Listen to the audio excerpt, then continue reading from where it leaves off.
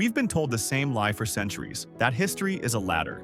We're taught that we are at the very top and everyone before us was just primitive. But if that's true, why is our modern world literally falling apart while Roman ruins are still standing like they were built yesterday? Think about it.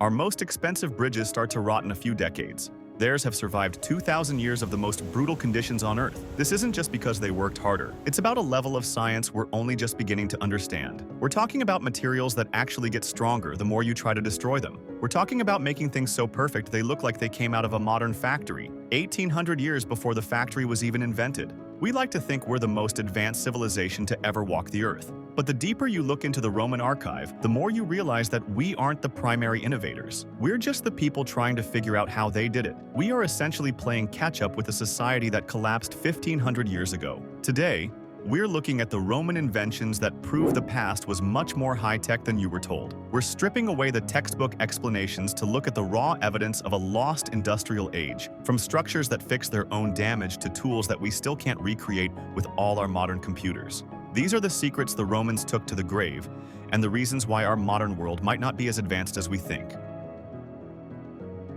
If you walk along the coast of Italy today, you'll see something that shouldn't exist.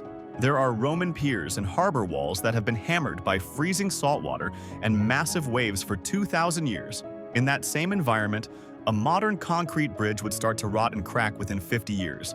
But the Roman version? It's actually getting stronger. For centuries, we just assumed they were better at mixing rocks. But we finally realized that this wasn't just stone. It was one of the most incredible inventions ever created, a material that is essentially alive. When we make concrete today, we want it to be perfectly smooth and consistent. But the Romans did the opposite. They left tiny white chunks of lime scattered throughout the mix.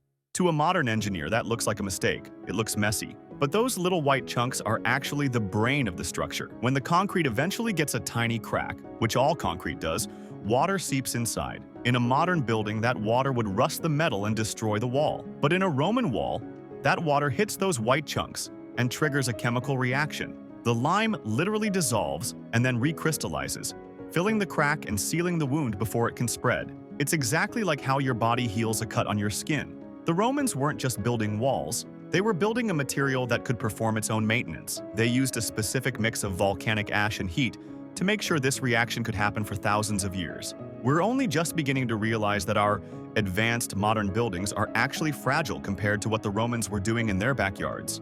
They didn't just build for the next generation, they built for eternity. Imagine you're at a high-end dinner in ancient Rome. You're holding a glass goblet that looks like any other, thin, beautiful, and expensive. But then you drop it. On a modern table, that glass would shatter into 1,000 pieces. But according to the records from the time, the Romans had an invention that solved this. Instead of shattering, the glass just dented. The inventor simply picked it up, hit it with a small hammer, and the dent popped right back out.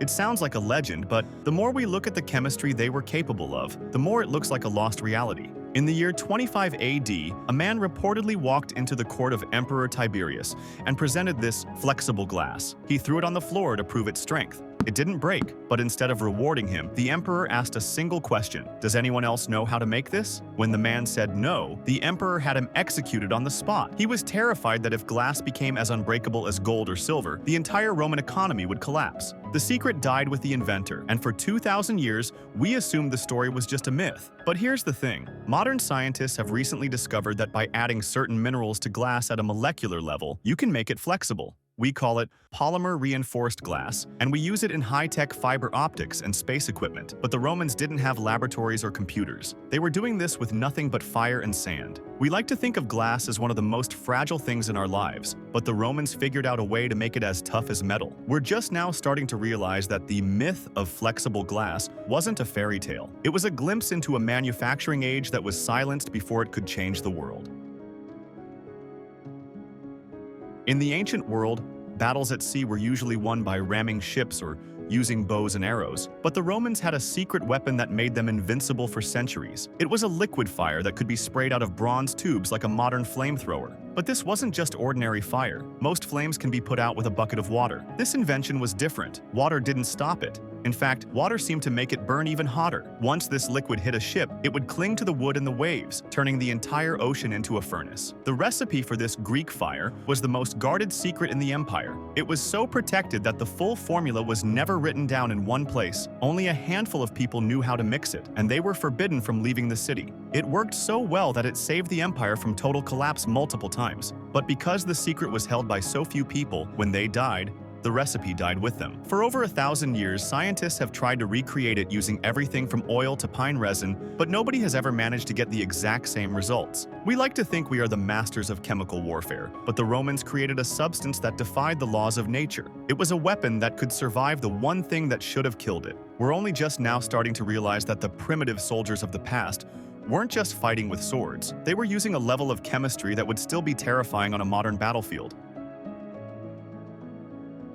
We've saved the most important reveal for last, because this is the one that changes everything we thought we knew about the past. If you want to know exactly how close the Romans came to building a modern world, you have to look at a small bronze sphere created in the 1st century. It's called the Aeolipile, and it is, quite literally, a working steam engine. It's a hollow ball with 2 curved pipes, and when you boil water inside, the steam shoots out and makes the ball spin at incredible speeds. This isn't a theory or a legend. It was a real, functional machine created 1,800 years before the official invention of the steam engine. This is the exact same technology that eventually built the modern world, powered our trains, and started the Industrial Revolution. The Romans had the keys to the future right in their hands. They had the science to build factories and massive ships 2 millennia before we did. But instead of changing the world, they did something that is almost impossible to believe. They used it as a toy.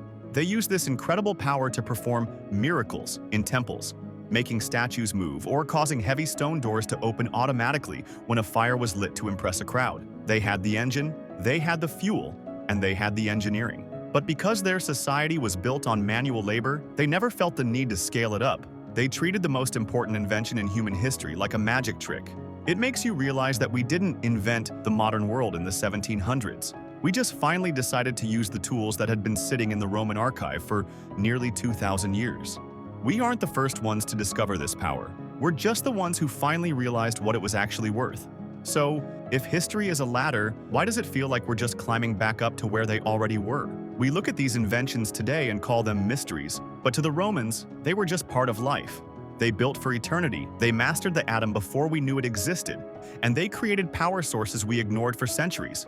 We like to think we are the peak of human achievement, but the evidence tells a different story. We aren't leading the way. We're just the people trying to remember the recipe.